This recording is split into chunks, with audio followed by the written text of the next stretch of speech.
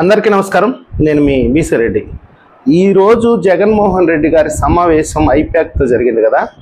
ఆ సమావేశంలో జగన్మోహన్ రెడ్డి గారు మాట్లాడిన తర్వాత నాకు అర్థమైంది ఏంటంటే జగన్మోహన్ రెడ్డి గారిని పక్కాగా మోసం చేస్తున్నారండి ప్రతి ఒక్కరూ కూడా.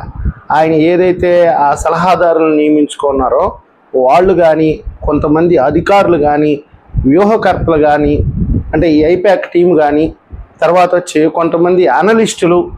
నేను నిన్న చెప్పా కదా, హైదరాబాద్లో పాత సామాన్లు అమ్ముకునే ఎదవలు వీళ్ళు కానీ వీళ్ళందరూ కలుసుకొని పేమెంట్ బ్యాచ్ ఇదంతా అతని దగ్గర డబ్బులు తినేసి గ్రౌండ్ లెవెల్లో ఏం జరుగుతుందో కూడా పట్టించుకోకుండా ఆయనకి లేనిపోని అని చెప్పేసి ఉన్నారు. లేకపోతే ఆయన అంత కాన్ఫిడెన్స్గా మాట్లాడుతుంటే నాకే ఆశ్చర్యం వేసింది. 151 గెలవబోతున్నాము, 22 పార్లమెంట్ స్థానాలు మళ్ళా గెలవబోతున్నాం. దానికి ఎగ్జాంపుల్గా ఏం చెప్తున్నారంటే 2009లో కూటమి వచ్చినా కానీ రాజశేఖర రెడ్డి గారు గెలిచాడు. అంటే రాజశేఖర రెడ్డి గారి పాలనతోటే జగన్మోహన్ రెడ్డి గారి పాలనని కంపేర్ చేసుకుంటున్నారనమాట. ఆయన ఎక్కడ హైదరాబాద్ నాశనం చేయలేదు, ఆయన ఎక్కడ రోడ్లని గుంటలమయం చేయాల. ఆయన బ్రహ్మాండంగానే పరిపాలించాడు. చంద్రబాబు నాయుడు గారు చేసినటువంటి, ఆయన తీసుకొచ్చినటువంటి స్కీమ్స్ని కూడా రాజశేఖర రెడ్డి గారు కంటిన్యూ చేశాడు. దానివల్ల ఏంటంటే పెద్ద వ్యతిరేకత ఏం రాలేదు. రెండోసారికి సీట్లు తగ్గినాయి రాజశేఖర రెడ్డి గారికి, కానీ మళ్ళీ అధికారంలోకి వచ్చాడు. కానీ జగన్మోహన్ రెడ్డి గారికి 2019లో ఆంధ్ర రాష్ట్ర ప్రజలు ఏ విధంగా పట్టం కట్టారో వాళ్ళ ఊహలకి, వాళ్ళ అంచనాలకి, వాళ్ళ ఆశలకి తగ్గట్టుగా జగన్మోహన్ రెడ్డి గారి పాలన ఉందా అనేది ఒకసారి ఆత్మపరిశీలన చేసుకోవాలి. నేను జగన్మోహన్ రెడ్డి గారు ఆ సమావేశానికి వస్తాడు అన్న తర్వాత నేను కూడా లైవ్లో కాసేపు చూస్తున్నా, ఏం మాట్లాడతాడు ఆయన. సీట్లు తగ్గొచ్చు కానీ మన ప్రభుత్వం వస్తుంది అని అంటే నేను కూడా అప్రిషియేట్ చేసి ఉండేవాడిని. కాన్ఫిడెన్స్ ఉండాలే వాళ్ళ కార్యకర్తలకు కానీ, నాయకత్వానికి కానీ, పనిచేసిన వాళ్ళకి వాళ్ళకి కొంచెం గౌరవం ఇవ్వాలి కదా. అందులో భాగంగానే ఆయన మాట్లాడతాడు అనుకున్నా నేను. కానీ ఆయన ఏంటంటే 2019 రిజల్ట్ ముందు మాట్లాడినట్టు మాట్లాడుతున్నాడు. ఆయన ఆ 2019 రిజల్టే చెప్తున్నాడు. అసలు వీళ్ళు ఎలా గెలిచారు 2019లో అనేది కూడా ఆయనకు అవగాహన లేదు. పైగా ఇప్పుడు ఎలా ఓడిపోబోతున్నారు అనేది కూడా ఆయనకి చెప్పలా. సహజంగా చెప్పడానికి భయపడతారనుకోండి, ఎందుకంటే ఆయన దగ్గర డబ్బులు తీసుకున్నారు. ఆ రిజల్ట్ అనేది ఏంది, పోలింగ్ అయిపోయిన తర్వాత 2వ రోజో 3వ రోజో వచ్చేస్తుంటే పేడ వదిలిపోయింది. అది ఆ ఒక్కరోజు నోరు మూసుకొని ఉండేవాళ్ళు. ఆ రిజల్ట్ రావడంతో ఆ ఈవీఎంలన్నీ దొబ్బేసి నేను కొత్త రాగం ఒకటి తీసుకొని వచ్చారు. పొత్తు పెట్టుకున్న 3 పార్టీలు కాదు, పోలీసు వాళ్ళతో కూడా కలిసి పొత్తు పెట్టుకున్నారు. 4 పార్టీలు పొత్తు పెట్టుకొని పోటీ చేసినాయి మా మీద, విధ్వంసం సృష్టించారు. పోలీసు యంత్రాంగాన్ని మొత్తం వాళ్ళ గుప్పెట్లో పెట్టుకున్నారు. అధికారులు కూడా వాళ్ళు చెప్పిన మాట విన్నారని చెప్పేసి ఆల్రెడీ చెప్పుకుంటూ వస్తున్నారు. కాకపోతే ఆ గ్యాప్ అనేది తక్కువగా ఉంటే ఈ పేమెంట్ బ్యాచ్ అనలిస్టులు మొత్తం ఆ ఒక్కరోజు నోరు మూసుకొని గమ్ముకుండి ఫలితాలు వచ్చిన తర్వాత ఫోన్లు స్విచ్ ఆఫ్ చేసేసి ఎస్కేప్ అయిపోయి ఉండేవాళ్ళు. కానీ ఈ అవకాశం లేకుండా పోయింది. కాబట్టి 20 రోజులు వాళ్ళు దాన్ని కంటిన్యూ చేయాలి. ఆ ర్యాపోని వచ్చేస్తున్నాము, 175కు 175 వచ్చేస్తున్నాయి, మహిళా ఓటు బ్యాంక్ మొత్తం వైసీపీకి పడిపోయింది. వీళ్ళ ఆశలు ఏదన్నా ఉంటే ఆ మహిళా ఓటు బ్యాంక్ మీద వీళ్ళ ఆశలన్నీ పెట్టుకొని ఉన్నారు. అది మాత్రం వాస్తవమే.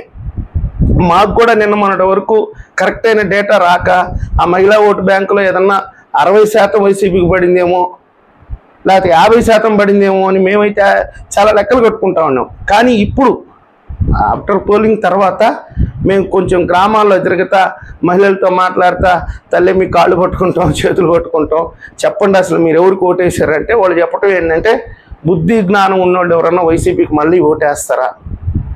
ఆల్రెడీ 2019లో మేము వేసింది వైసీపీకి నిర్మాటంగా చెప్తున్నారు. మనం ఆ రోజు ఆశ్చర్యపోయాం. 2019లో తెలుగుదేశం పార్టీ ఘోర పరాజయం తర్వాత పసుపు కుంకుమ ఇచ్చినా కానీ జగన్మోహన్ రెడ్డి ఓటేస్తున్నారు అని చెప్పేసి చాలామంది డిస్కస్ చేసుకున్నారు దాని గురించి. మహిళలు ఇంతగా ఎలా నమ్మారు జగన్మోహన్ రెడ్డిని అని చెప్పేసి.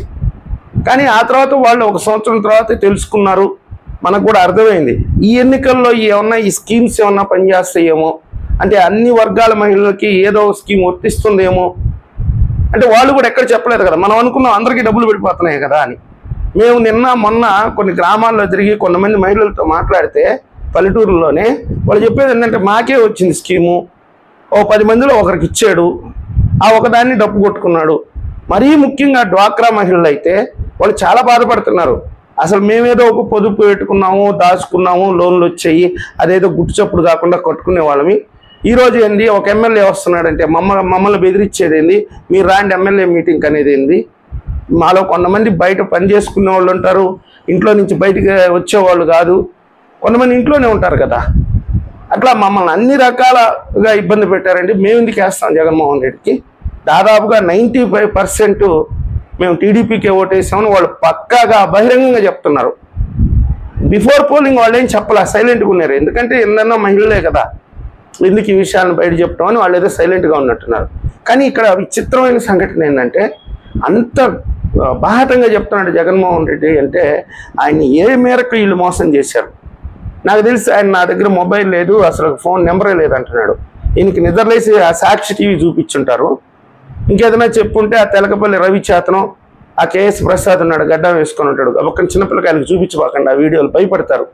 అంటే మానసికంగా చాలా ఇబ్బంది పడతారు, భయపడతారు. ఆయన ఫీలింగ్స్ కానీ ఆయన గడ్డం కానీ అవి చూసారంటే నేను సీరియస్గా చెప్తున్నాను.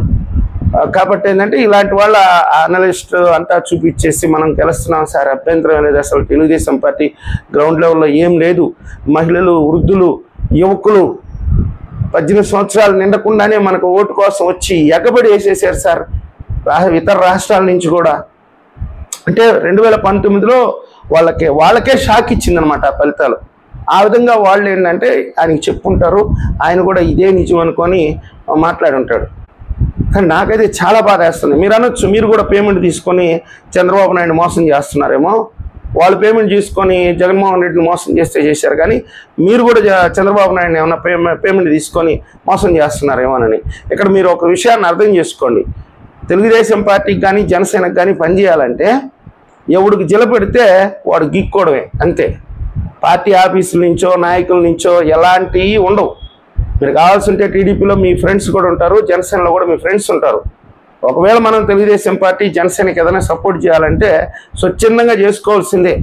ఆ నాయకులు ఏదైనా మన అదృష్టం బాగుండి గుర్తించి అరే వీడు మా వాళ్ళలాగా ఉన్నట్టున్నాడు అని చెప్పి ఏదైనా దగ్గరికి చేసి, ఎవరు అబ్జెక్షన్ లేకపోతే దానికి కూడా మళ్ళీ ఇంకోటి ఎవడన్నా అలిగాడంటే నీ బతుకంతే. ఎవరు అబ్జెక్షన్ లేకుండా ఆడికి మంచి క్లీన్ ఇమేజ్ ఉండి జనాల్లో కాస్త కోస్త పరపుతుంటే వాడికి ఏదన్నా లాస్ట్లో ఒక పదవి దొక్కద్ది. అది కూడా మళ్ళీ చెప్తున్నా, ఎవరు అబ్జెక్షన్ చేయకపోతే. అంతేగాని తెలుగుదేశం పార్టీ జనసేనలో పేమెంట్లు ఇచ్చి పార్టీలకి అబద్ధాలు చెప్పించుకునేటటువంటి స్థాయికి అయితే తెలుగుదేశం జనసేన దిగజారలేదు. ఎవరు ఇంట్రెస్ట్ కొట్టి వాళ్ళు పనిచేసుకుంటారు. కానీ వైఎస్ఆర్సీపీకి అలాంటి వ్యవస్థ లేదు.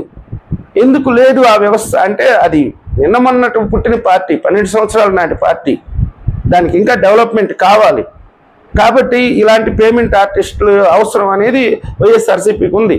కానీ వాళ్ళు పేమెంట్ తీసుకున్నారు కదా అని చెప్పి ఏకంగా జగన్మోహన్ రెడ్డి గారికే తప్పుడు రిపోర్ట్లు ఇవ్వడం అనేది ఇక్కడైతే కరెక్ట్ కాదు.